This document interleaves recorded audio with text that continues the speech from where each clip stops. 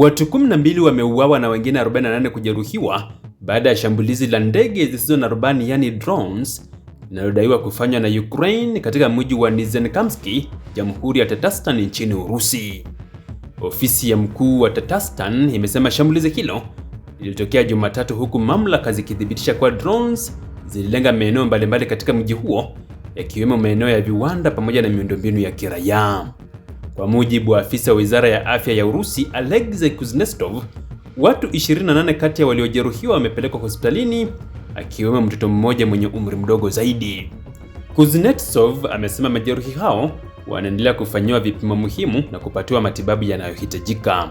Baada ya shambulizi hilo, balozi maalum wa Wizara ya Mambo ya Nje wa Urusi, Rodion Miroshnik, amelielezea tukio hilo kama kitendo cha kivita, akisisitiza uzito wa mashambulizi ya drones yanayolenga maeneo ndani ya ardhi ya Urusi. Shambulizi hilo linaongeza mvutano katika vita vinavyoendelea kati ya Urusi na Ukraine, huku mashambulizi ya drones yakitumika zaidi kulenga maeneo ya kijeshi, viwanda na miundombinu katika pande zote mbili. Urusi imesema itachukua hatua kali zaidi za kulipiza kisasi dhidi ya watu wowote watakaohusishwa na mashambulizi ya Ukraine katika maeneo ya Belgorod na Nizhnekamsk.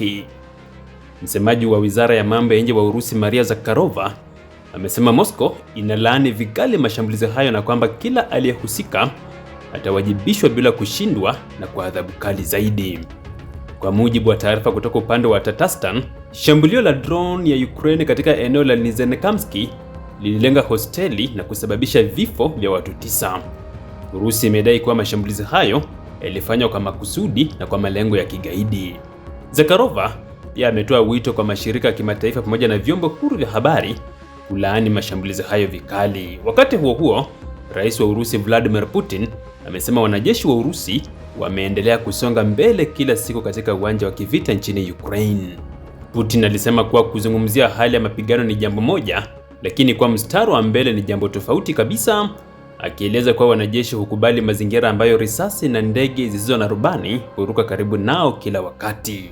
Kauli hizi zinaashiria kuongezeka kwa msuguano kati ya Moscow na Kiev, huku mashambulizi ya ndege zisizo na rubani yani drones yakizidi kuwa sehemu muhimu ya vita vya Urusi na Ukraine.